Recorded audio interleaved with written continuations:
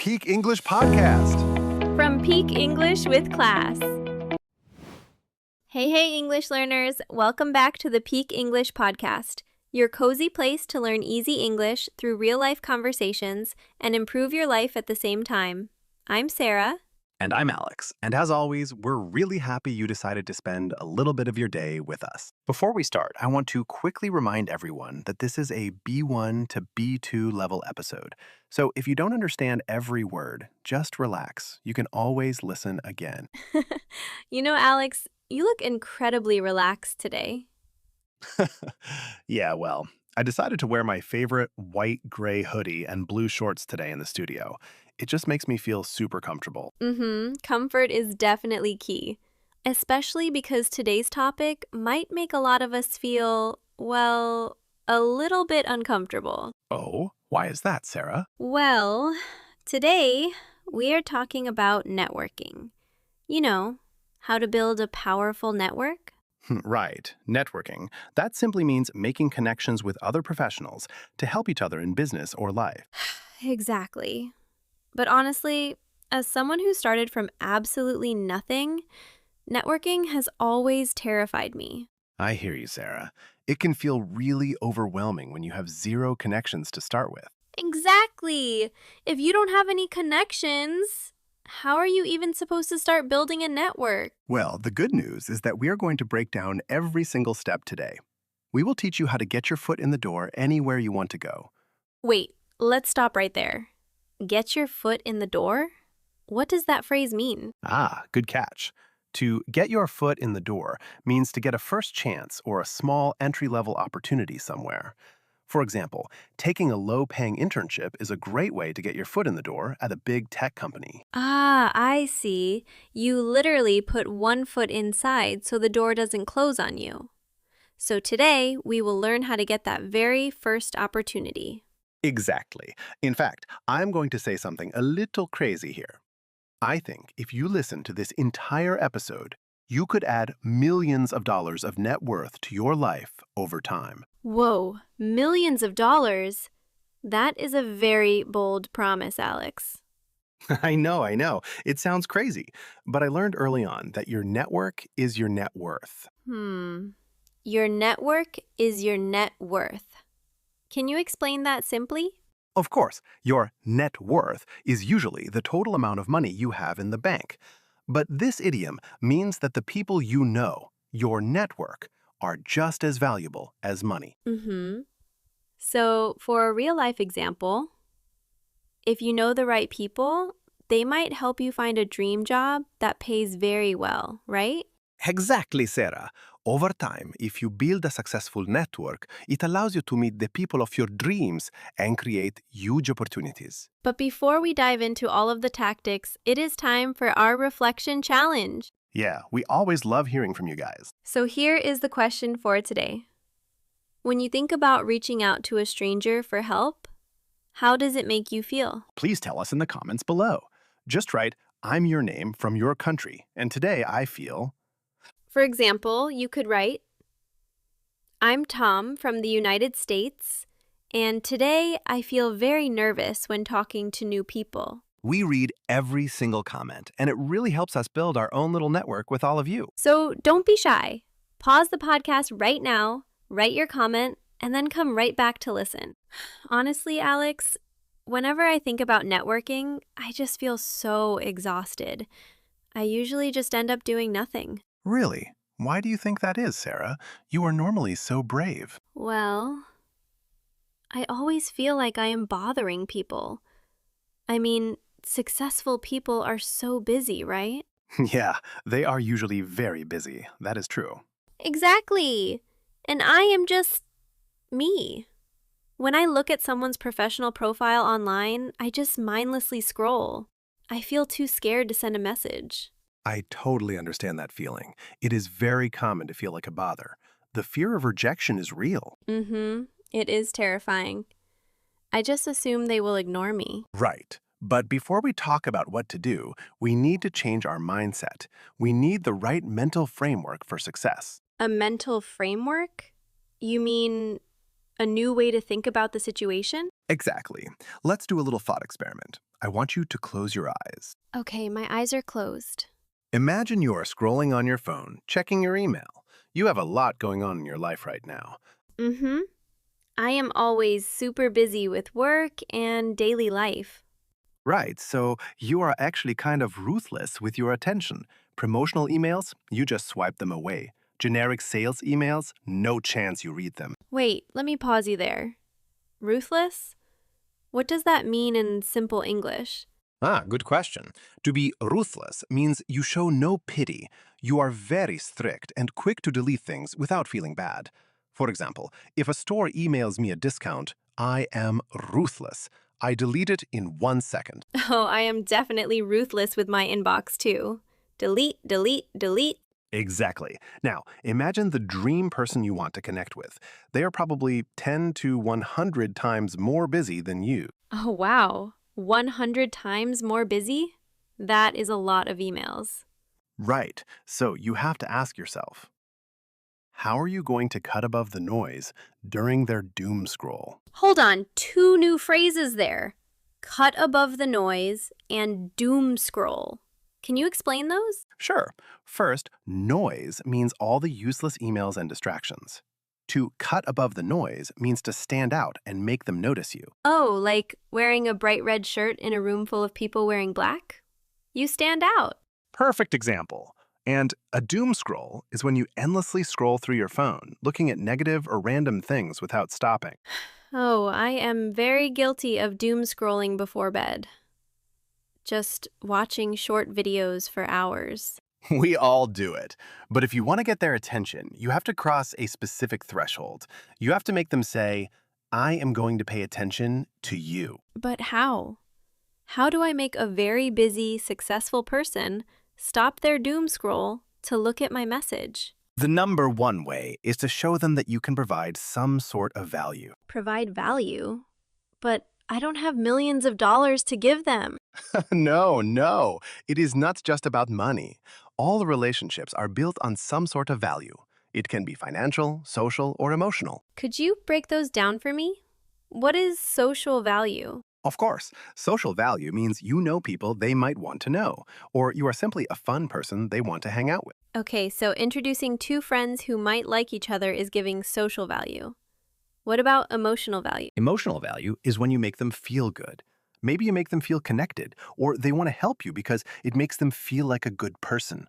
They want to pay it forward. Oh, pay it forward. I love that phrase. It means when someone does something nice for you, instead of paying them back, you do something nice for a new person. Exactly, Sarah. So, our first tiny habit is simply changing our mindset. Always ask, how can I add value to this person's life? That actually feels much better. It takes the pressure off me. I am not just begging for help.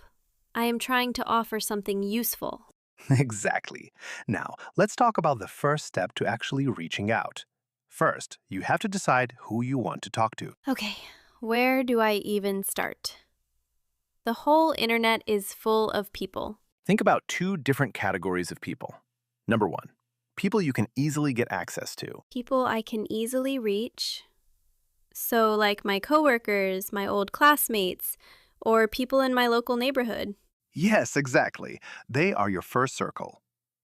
Then, category number 2, people who are a little bit more out of reach, but still possible. Out of reach? You mean like the CEO of a huge company? Like Bill Gates?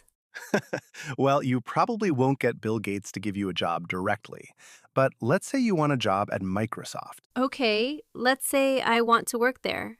What do I do? The realistic way is to network with software engineers on LinkedIn first, build a relationship, and have them introduce you to the hiring manager. Ah, so you use the first circle of people to slowly reach the second circle of people. That makes perfect sense. Right. Back when I was trying to get a job on Wall Street, I broke my outreach into 2 groups too. Oh, really? How did you do it? First, I reached out to recent graduates who went to my same school. I knew I had a decent chance with them. Because you shared that emotional value. You had the same background. Exactly. Then, for the really big bosses, I waited. I spoke to the younger staff first, built a relationship, and then reached out to the big boss. Oh, that is so smart. Because then you could say, hey, I already spoke to your team. Exactly. It showed I was serious. Now, the big question is, how do we actually get them to respond to our messages? Yeah, this is the scary part. Sending the first message. This is what we call cold outreach, or sending a cold email. A cold email. Let me explain this one. Cold means they don't know you at all. So a cold email is a message sent to a complete stranger, hoping they will reply. Spot on. For example, if I email a famous YouTuber I have never met, that is a cold email. But I get so many terrible cold emails. They are just massive walls of text and super generic. I never reply to them.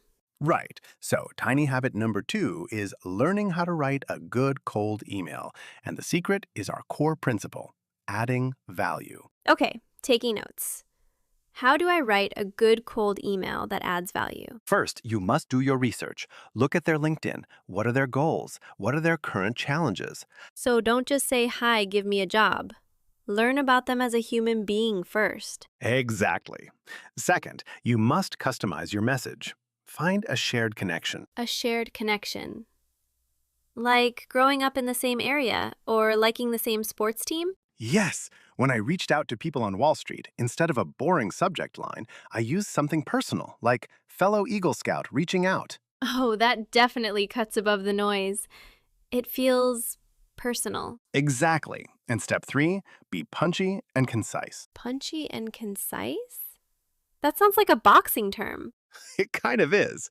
Punchy means it hits you fast and makes a strong impact. Concise means keeping it very short and avoiding extra words. So a 10-page essay is not concise. But a 3-sentence email that gets straight to the point is punchy and concise. Yes, because if you write someone a huge novel, they are not going to read it. You have to optimize for mobile phones. People scan their emails quickly. Okay, so I do the research. I write a short, punchy message. What if they still ignore me? That leads us to the hard truth. You need to send at least 10 of these emails because most of them will get ignored. You will get ghosted. Ghosted. I hate that word. It means when someone completely ignores your messages and disappears like a ghost. For example, my date never texted me back. He totally ghosted me. It hurts, I know, but in networking, you just have to expect it. Your first few emails are going to be bad. You have to persevere through the fear of rejection. Persevere? That means to keep trying, even when it is really difficult, right? Exactly, Sarah. You have to learn how to shoot your shot. Oh, shoot your shot. I know this one.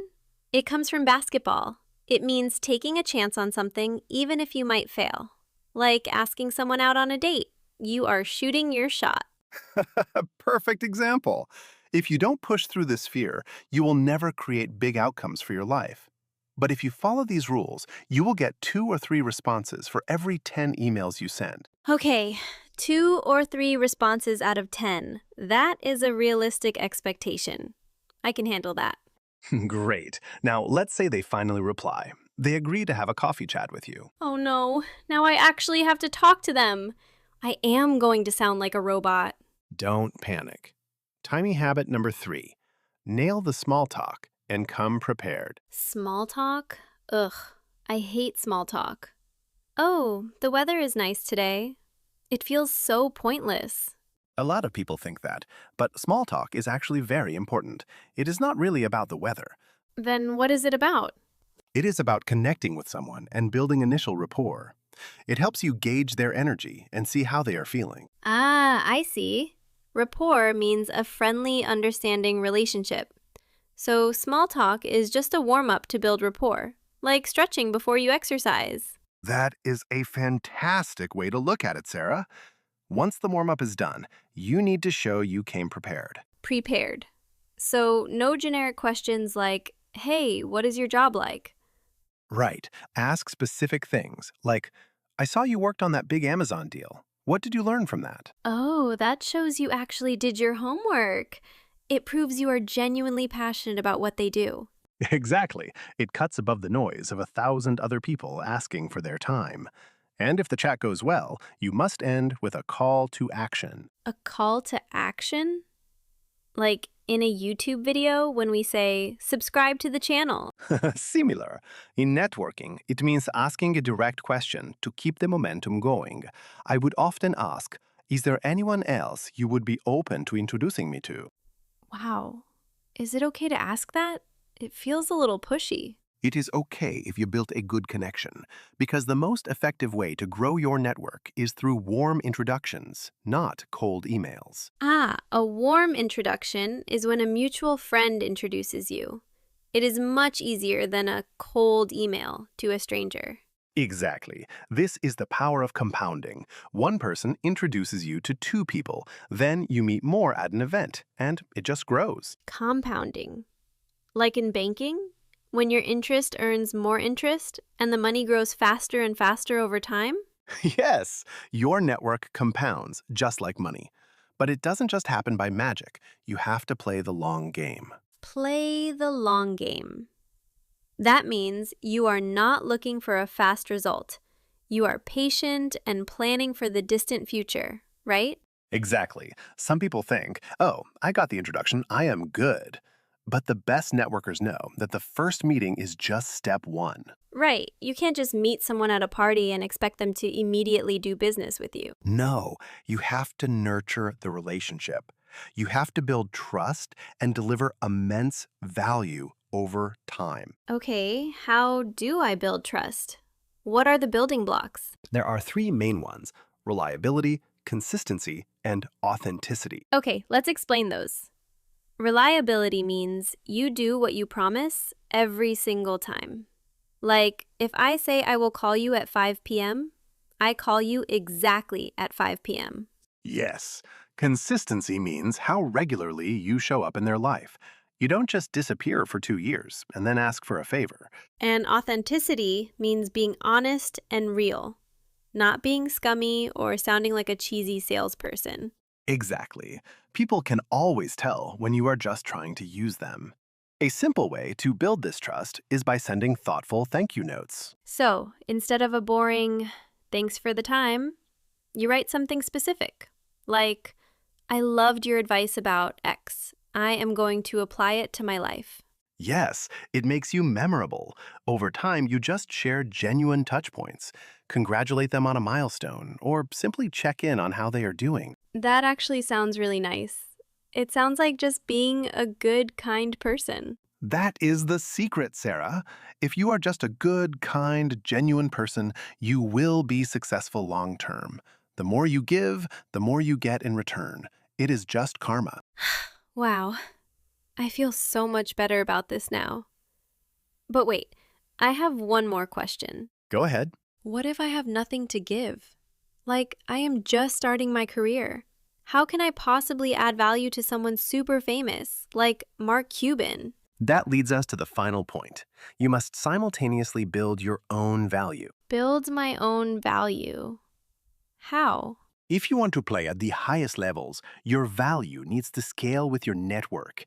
You have to work on your own career, build your own skills, or start your own brand. Oh, I get it. So people are open to talking with you because you took the risk to start your own things. Exactly. When I started making videos, I woke up with 0 followers. I posted cringy videos, but I kept going. I didn't have to ask anyone's permission to start. Cringy means it makes you feel embarrassed when you watch it.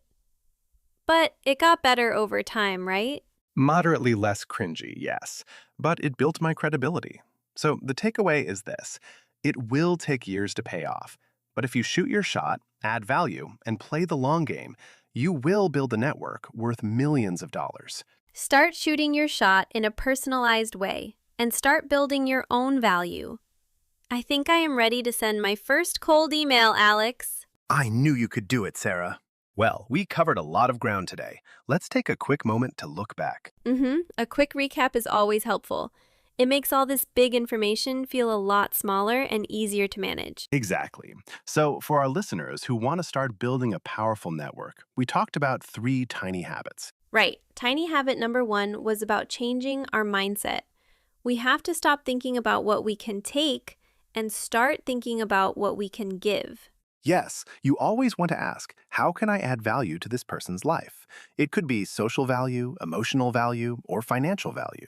Tiny habit number 2 was all about the cold email. If you want to reach out to a stranger, you must do your research first. Exactly. You need to personalize the message, find a shared connection, and keep it punchy and concise. Don't write a novel. And finally, tiny habit number 3 is to play the long game. It is not just about the first meeting. Right. You have to nurture the relationship. You build trust by being reliable, consistent, and authentic. And don't forget the last part. You have to build your own value too. Work hard on your own goals so that you become someone people want to connect with. A perfect summary, Sarah. If our listeners just focus on those small habits, they will see amazing results over time. And now it is time for my favorite part of the show, the word tour. Yeah, this is where we review the most important English phrases from today's episode. We will explain them simply, give you a few new examples, and then practice saying them together. If you are in a place where you can speak out loud, please practice with us. It really helps your pronunciation. Let's look at our list. What is phrase number 1, Alex? Phrase number 1 is get your foot in the door. Get your foot in the door. This means taking the first step toward a big goal or opportunity. You get a small chance to prove yourself. Exactly. So, example number 1. Taking a job as an assistant is a great way to get your foot in the door at the fashion magazine. Example number 2. He offered to work for free on the weekends just to get his foot in the door at the recording studio. Now, it's your turn. Repeat after me. Taking a job as an assistant is a great way to get your foot in the door at the fashion magazine. Taking a job as an assistant is a great way to get your foot in the door at the fashion magazine. He offered to work for free on the weekends just to get his foot in the door at the recording studio. He offered to work for free on the weekends just to get his foot in the door at the recording studio. Great job. What is phrase number 2, Sarah? Phrase number 2 is cut above the noise. Cut above the noise. This means to stand out and be noticed in a very crowded or busy situation. So much information is thrown at us every day. That is the noise.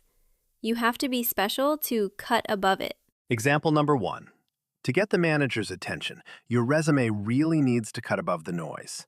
The city is full of coffee shops, so the new cafe used bright pink lights to cut above the noise. Okay, listeners, repeat after me. To get the manager's attention, your resume really needs to cut above the noise. To get the manager's attention, your resume really needs to cut above the noise. The city is full of coffee shops, so the new cafe used bright pink lights to cut above the noise. The city is full of coffee shops, so the new cafe used bright pink lights to cut above the noise. Excellent. Ready for the next one? Yes. Phrase number 3 is pay it forward. Pay it forward. This is a beautiful phrase. It means responding to a kind act by being kind to someone else, instead of paying back the original person. Exactly. It is like spreading kindness in a chain. Example number 1. The stranger paid for my coffee, so I decided to pay it forward and buy lunch for the person behind me. Example number 2. My old teacher helped me succeed, and now I pay it forward by helping younger students. All right, let's practice. Repeat after me. The stranger paid for my coffee, so I decided to pay it forward and buy lunch for the person behind me. The stranger paid for my coffee, so I decided to pay it forward and buy lunch for the person behind me. My old teacher helped me succeed, and now I pay it forward by helping younger students. My old teacher helped me succeed, and now I pay it forward by helping younger students. Well done. We have 2 more phrases left. What is number 4? Number 4 is a fun one. Shoot your shot. Shoot your shot. This means taking a brave chance, especially when you might fail or be rejected. Yes, it is mostly used for dating, but it works for business too. It means you are trying something risky. Example number 1. I didn't think I would get the job, but I decided to shoot my shot and apply anyway. Example number 2. He finally walked across the room to talk to the beautiful girl. He had to shoot his shot. Your turn, listeners. Repeat after me. I didn't think I would get the job, but I decided to shoot my shot and apply anyway. I didn't think I would get the job, but I decided to shoot my shot and apply anyway. He finally walked across the room to talk to the beautiful girl. He had to shoot his shot. He finally walked across the room to talk to the beautiful girl. He had to shoot his shot. Awesome. And our final phrase for today, Sarah? Phrase number 5 is play the long game. Play the long game. This means you are making choices that will bring success in the distant future rather than looking for a fast, immediate reward. Right. It is about patience. You don't rush things. Example number 1. Learning a new language is hard at first, but you have to play the long game to become fluent. Example number 2. She is not making much money yet, but she is building a strong business. She is playing the long game. Let's practice this final phrase. Repeat after me. Learning a new language is hard at first, but you have to play the long game to become fluent. Learning a new language is hard at first, but you have to play the long game to become fluent. She is not making much money yet, but she is building a strong business. She is playing the long game. She is not making much money yet, but she is building a strong business. She is playing the long game. Fantastic work, everyone! Learning these idioms will really make your English sound natural. And that is all we have for today's episode of the Peak English Podcast. Thank you so much for hanging out with us. Yeah, we know how busy life can get. Whether you are cooking dinner, commuting to work, or just relaxing in bed, we appreciate you sharing your time with us. If you enjoyed today's conversation and learned something new, please hit that like button and subscribe to the channel. It really helps us cut above the noise and reach more English learners just like you. And remember to leave your answer for the reflection challenge in the comments below. We can't wait to read them. This is Sarah. And this is Alex. You've been listening to the Peak English Podcast. Bye. Your progress doesn't end here. To continue advancing your Speak English skills, click on the next video or explore the additional videos we've thoughtfully selected for you.